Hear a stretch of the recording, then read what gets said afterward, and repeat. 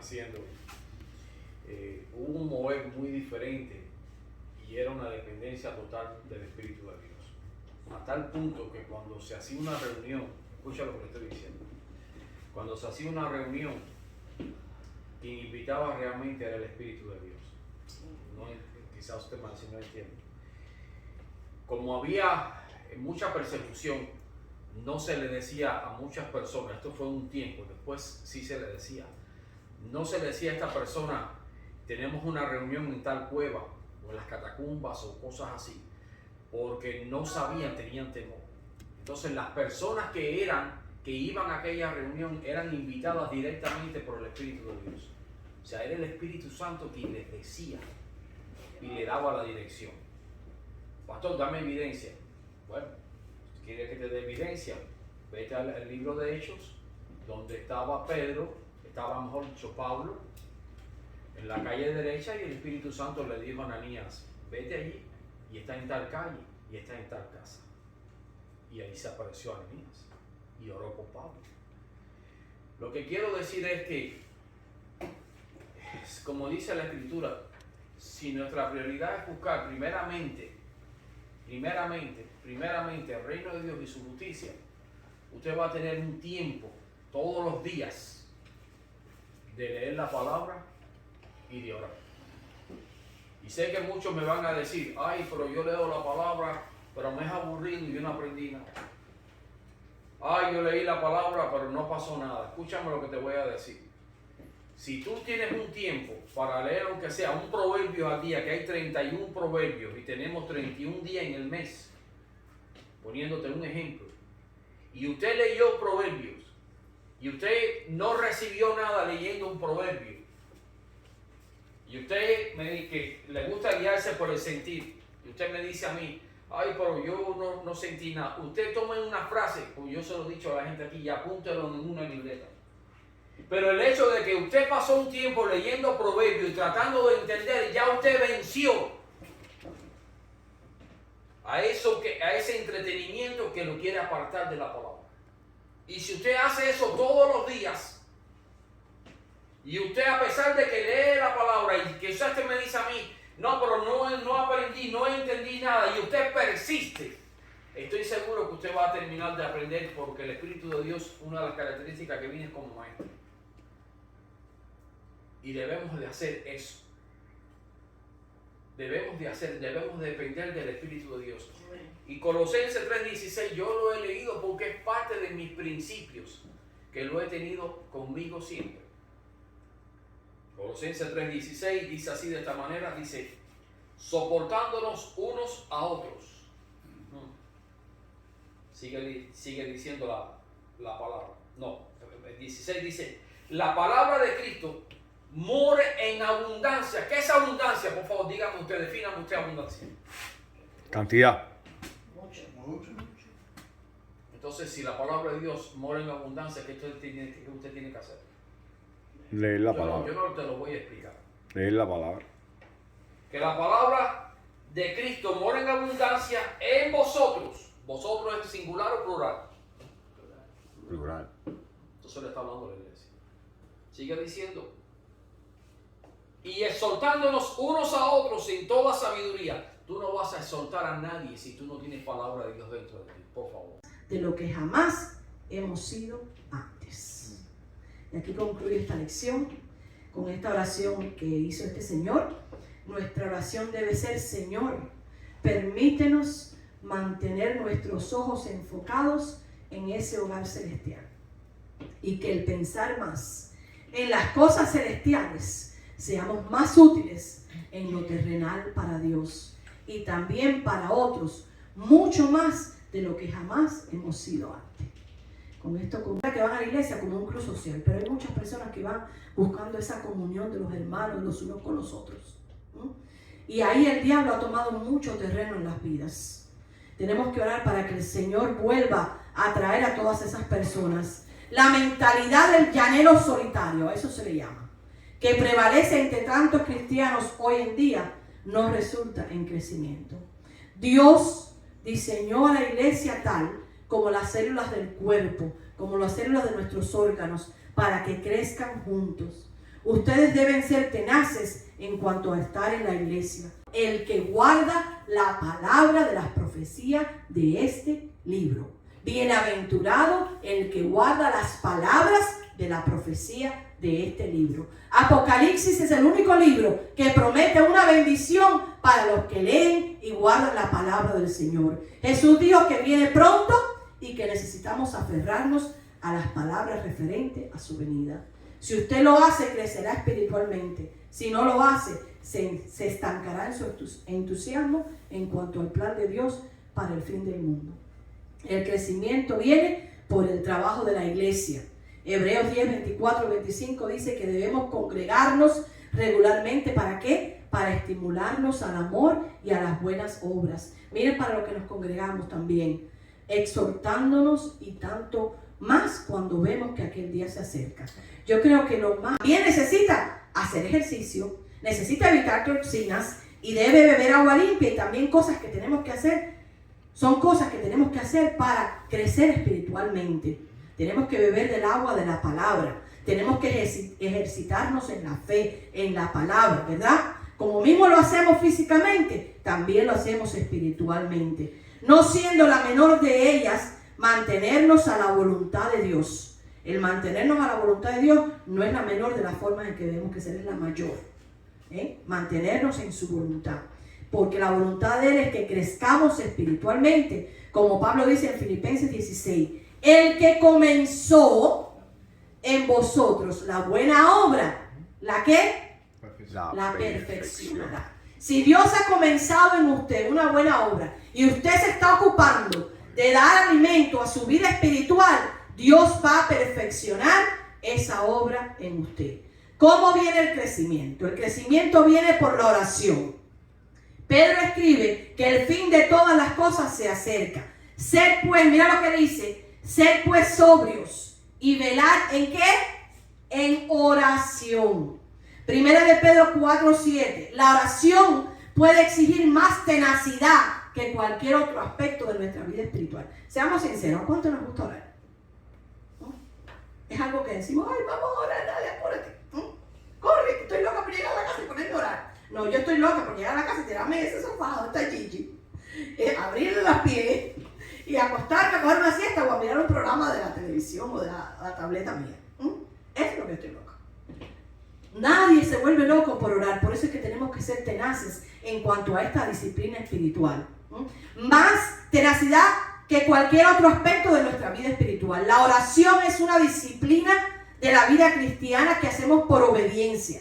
Entonces, cuando lo hacemos, y yo sé que tal vez usted se tira a orar y se levanta, como a mí me pasa, porque a mí me pasa también. Yo no estoy diciendo nada que no me pase a mí. Yo me estoy hablando de mí misma. Usted se arrodilla, y le vienen tantos pensamientos a la mente que no se puede concentrar en orar, ¿verdad? Y la distrae, porque ese es el objetivo del enemigo, distraer. Amén. Para que usted no pueda lograr entrar a ese mundo espiritual en el cual usted va a poseer todas las bendiciones que Dios tiene para usted, porque ahí es donde usted va a conocer de verdad al Señor. Y la oración es una de las disciplinas de la vida cristiana que hacemos por obediencia. Y cuando lo hacemos, hallamos que Dios viene a nuestro encuentro. Por eso es que el enemigo se opone a que lo hagamos. Por eso es que nos distrae tanto para que no oremos.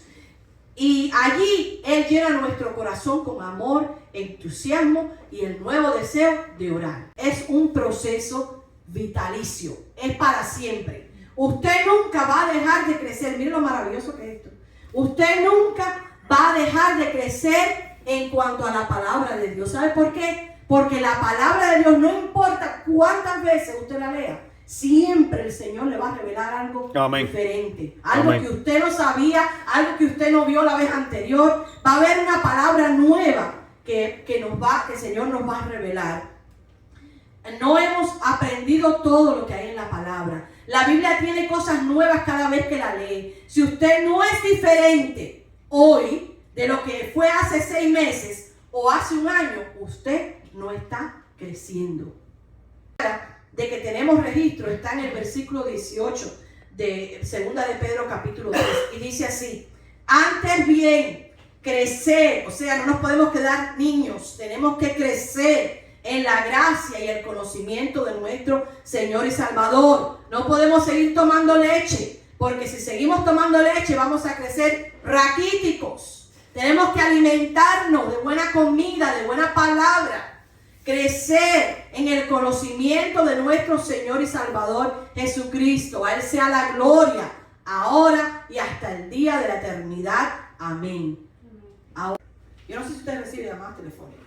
Yo recibo llamadas telefónicas de esas personas para tratar de predicarme el evangelio, ¿verdad? Pedro dice y advierte a los lectores en cuanto, y no solamente ellos, hay muchas personas que están confundidas, que han tergiversado la palabra. ¿Por qué lo sabemos? Porque si van a los originales griegos y a los originales hebreos, nos damos cuenta que lo que ellos han puesto no está plasmado ahí. Ellos se han salido de esas enseñanzas. Pedro advierte a sus lectores en cuanto a los indoctos e inconstantes que tratan de torcer las escrituras para sus propios propósitos. Y eso lo vemos en el versículo 16. Siendo que sabemos que esas personas no van a hacer esto, dice, guardaos, no sea que arrastrados por el error de los inicuos, caigáis de vuestra firmeza. O sea, que nos confunda. Nótese que dice caigáis de vuestra firmeza. Es decir, de ser sólidamente inamovibles en las convicciones espirituales. Si alguien viene a su puerta cacareando una opinión herética de Jesús, usted no se deja conmover porque sabe lo que cree. La Biblia dice que hacia el fin del mundo habrá aumento, escuchen, cristianos, habrá un aumento de falsos maestros y enseñanzas. Puesto que ustedes ya saben esto de antemano, dice Pedro, cuídense, estén firmes en su profesión y confesión de fe en Jesús. Filipenses 3, 13, 14. Hermanos, yo mismo no pretendo haberlo ya alcanzado todo, pero una cosa hago, olvidando ciertamente lo que queda atrás y extendiéndome a lo que está delante, prosigo a la meta. ¿Cuál era la meta de Pablo?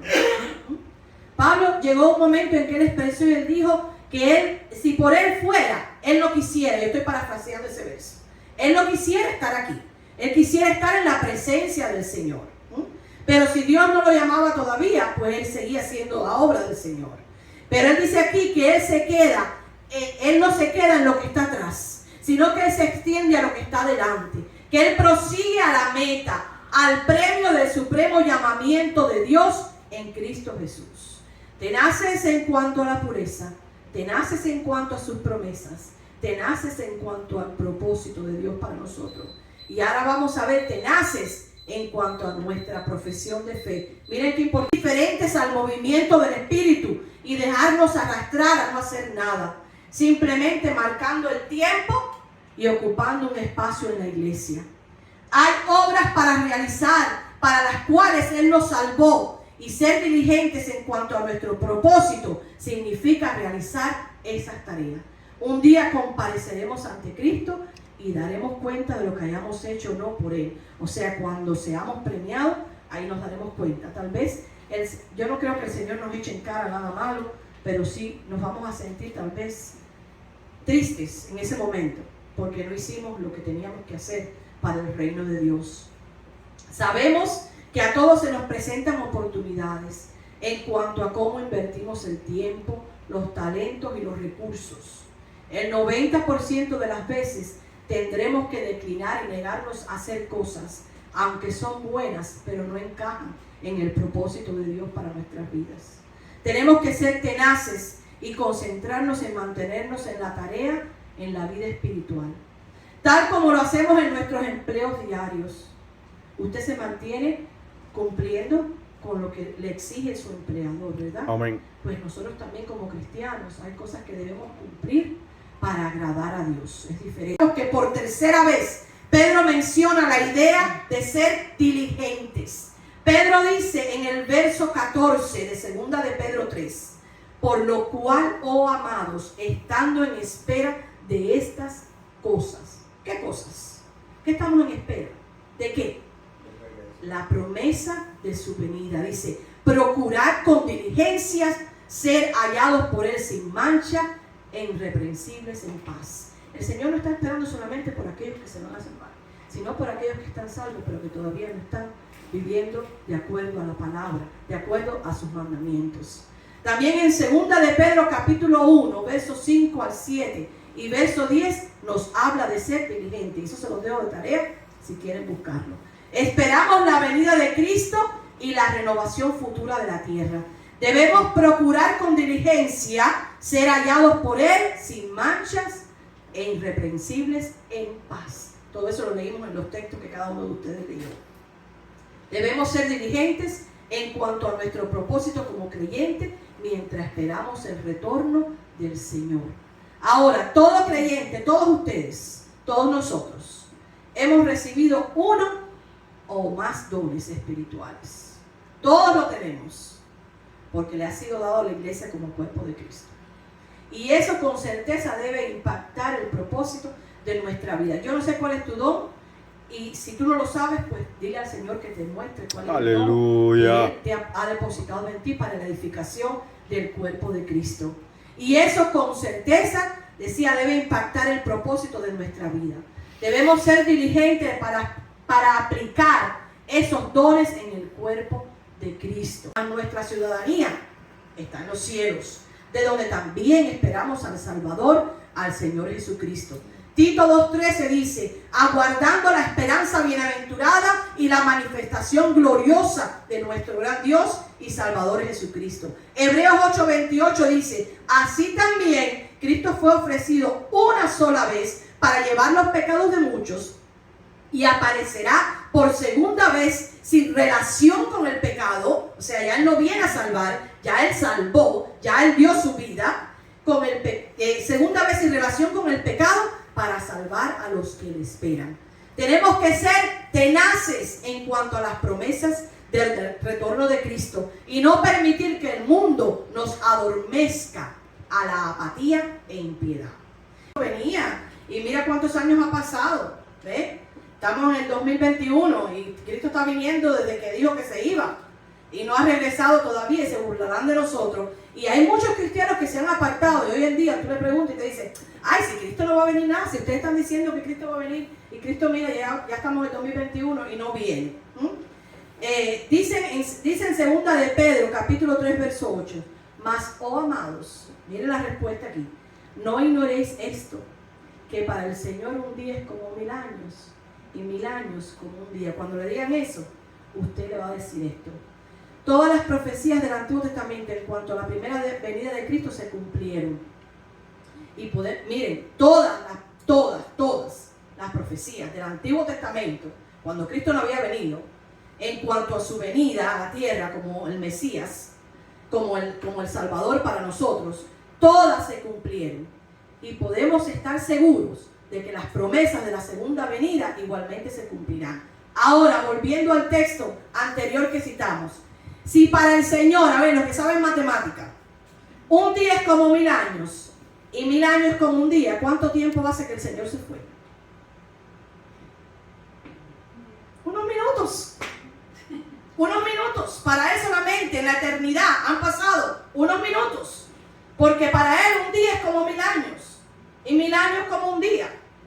Un día, 2 días para la eternidad del Señor, porque Él no vive en el tiempo de nosotros. Pero además, la Biblia nos dice que Él está esperando para la salvación de aquellos que no le conocen. Aleluya. El conocido escritor C.S. Lewis, el que hizo la película, la serie, no la película, pero el que creó la serie de Narnia, escribió: debo mantener vivo en mí mismo el deseo de mi verdadera patria. Hermano, esta no es nuestra patria.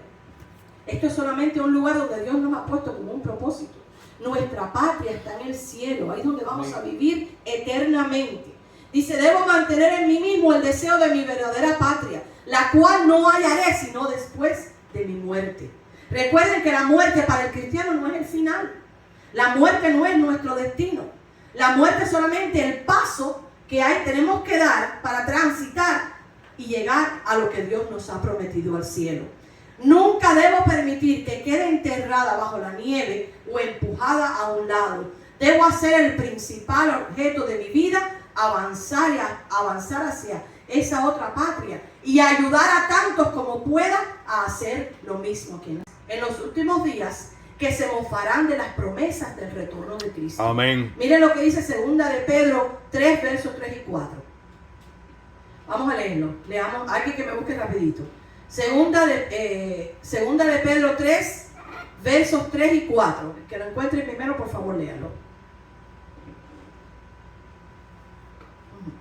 Ante todo deben saber que en los últimos días vendrá gente burlona que siguiendo sus malos deseos se mofará.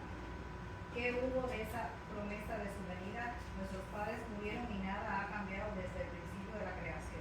Aleluya. Pero intencionalmente olvidan que desde tiempos antiguos por la palabra de Dios existía el cielo y también la tierra, que surgió del agua y mediante el agua. Por la palabra y el agua, el mundo de aquel entonces pereció inundado. ¿Ese es el 4 ya? Ya. Y estoy pensando en la persona con quien voy a casarme. Yo no debería ser un blanco fácil para la seducción. Si usted tiene una fecha puesta y usted está pensando en la persona que usted ama, con la que se va a casar, usted no debería ser un blanco fácil para que alguien lo seduzca. De igual manera, dice él, cuando he meditado en el cielo, el pecado es terriblemente repulsivo. Es cuando mi mente se aleja del cielo que el pecado parece atractivo. Pensar en el cielo conduce inevitablemente a procurar la santidad. Nuestra alta tolerancia por el pecado testifica nuestra falta de preparación para el cielo. Si creo que voy a pasar la eternidad en un mundo de belleza y aventuras interminables, me contentaría con pasar todas las noches viendo programas de juegos, telenovelas y partidos, y eso nos habla a todos. Aquí nadie se excluye de eso, porque todos le dedicamos muchísimo tiempo al televisor. Amén. Aunque guarda, y a los juegos, y a las telenovelas, y a los partidos de deporte. Y al celular. Aunque guardara mis ojos de las impurezas, ¿cuánto tiempo voy a querer invertir en lo que en realidad no importa?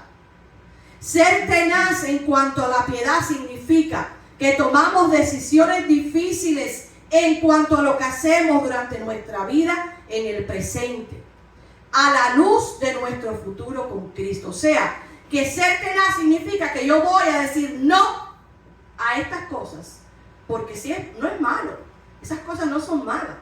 Ver programas que son buenos para nosotros, por supuesto, no es malo. El problema es el tiempo que le estamos dedicando, y yo me lo estoy predicando a mí misma. Tenaces en cuanto a sus promesas, es el punto 2. Primero dijimos tenaces en cuanto a la santidad, ahora a sus promesas. Muchos piensan que estudiar la Biblia y los pasajes que hablan del retorno de Cristo y el cielo es un desperdicio de tiempo, pero no lo es.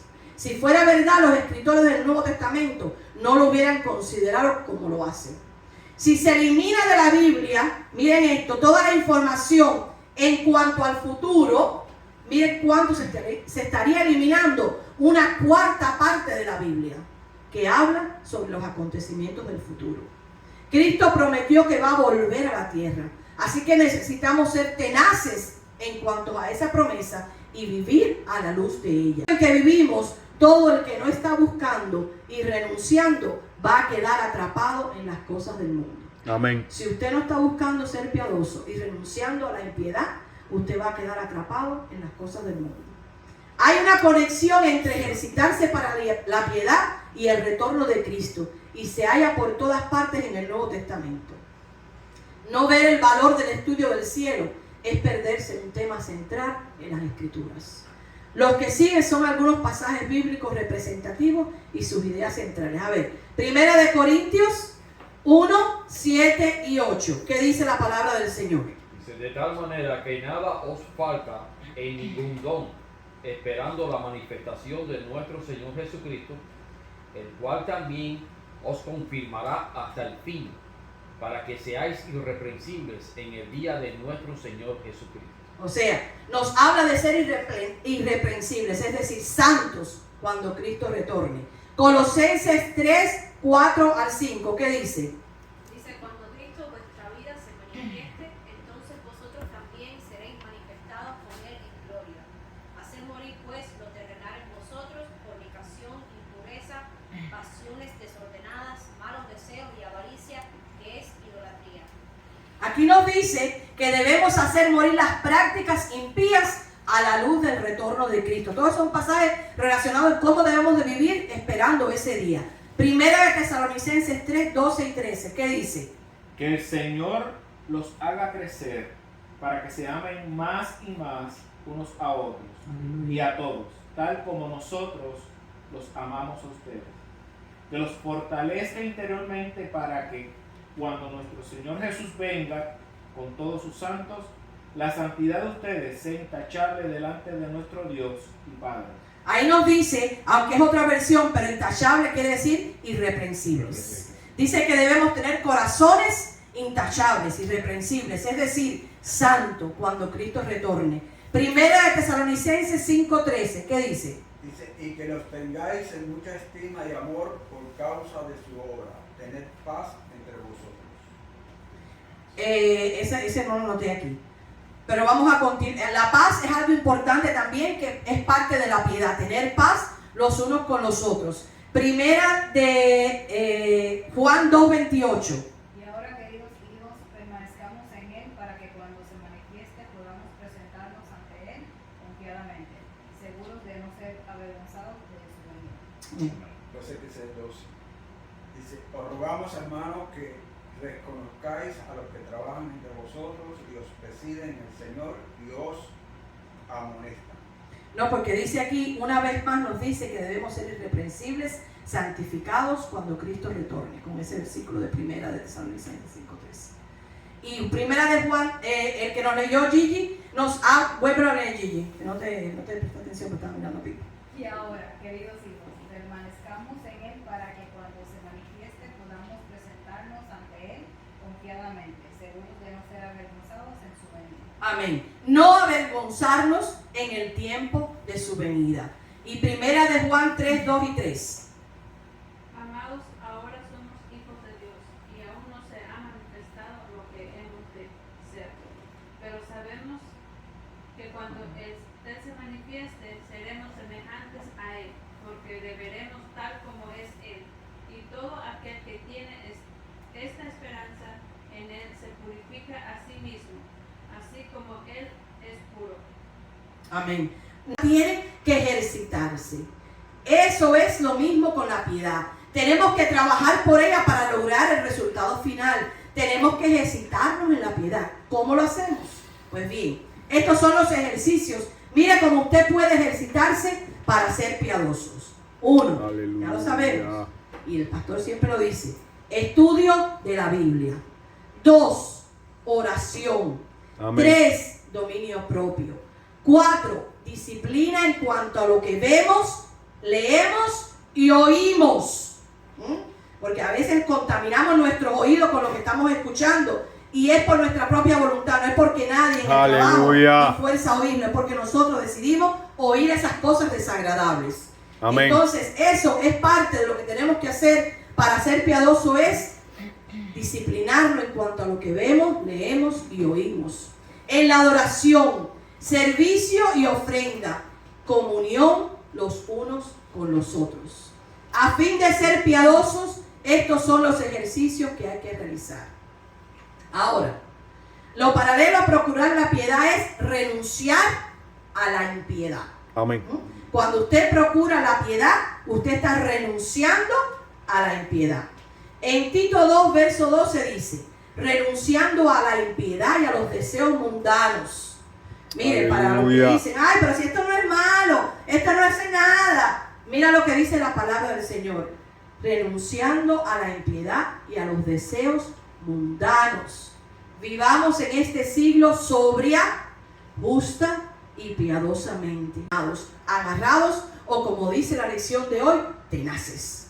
¿Cuáles son? A la espera del retorno de Cristo por su iglesia, en cualquier momento debemos, número 1, ser tenaces en cuanto a nuestra pureza.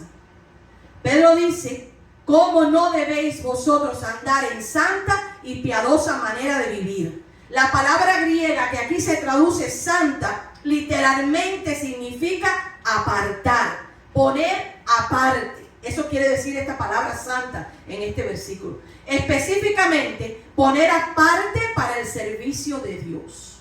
en Primera de Pedro, en donde Pedro nos insta que seamos tenaces, pasa a decir, como aquel que os llamó es santo, sed también vosotros santos. Y no me refiero, hermano, no me confunda, a andar con ropas aquí abajo, con mangas aquí, sin arreglarse, como muchos creen que eso es santidad. Pero la lengua le llega al piso, ¿verdad? Eso no es santidad. Santidad Aleluya. es, hay que vestirse como le agrada al Señor, porque nos vestimos para agradarle a Él, ¿verdad? Él es nuestro Dios. Cuando andamos debemos andar para agradarle a Él, debemos hablar para agradarle a Él. Entonces dice la palabra del Señor que sed santos como Él es santo en vuestra manera de vivir, porque escrito está, sed santos porque yo soy santo. Lo dice los versos 15 y 16 en Primera de Pedro 1. Además de ser santos, Pedro dice que debemos ser piadosos. Hace eco a la palabra del apóstol Pablo que le escribe a Timoteo y le dice, ejercítate para la piedad. ¿Por qué? ¿Por qué tenemos que ejercitarnos para la piedad? La piedad dice que para todo aprovecha. Y esto está en Timoteo 1, 1 Timoteo 4, del 7 al 8. Y quiere decir que la piedad, tal como el acondicionamiento físico, no tiene lugar por casualidad. ¿Por qué Pablo dice ejercítate?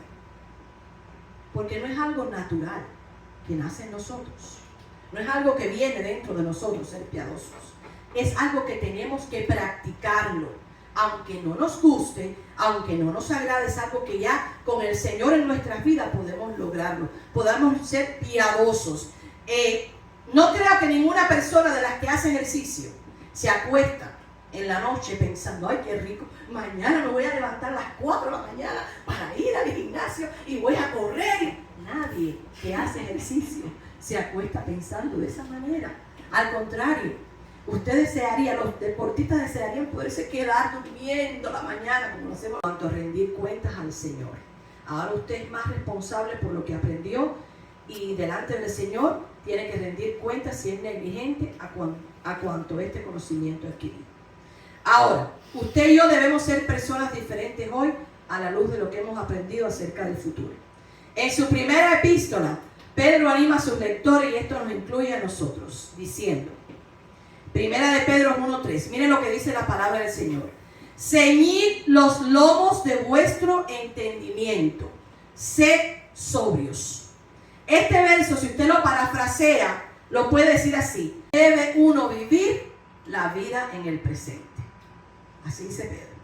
Luego procede él a responder a su propia pregunta, y ese es el enfoque de esta lección, que es la última de esta serie. Espero que usted sepa ahora, en este momento, un poco más en cuanto al cielo, aunque no haya captado todas las lecciones y tal vez no lo recuerde todo, pero yo estoy seguro que algo usted aprendió acerca del cielo, ¿verdad?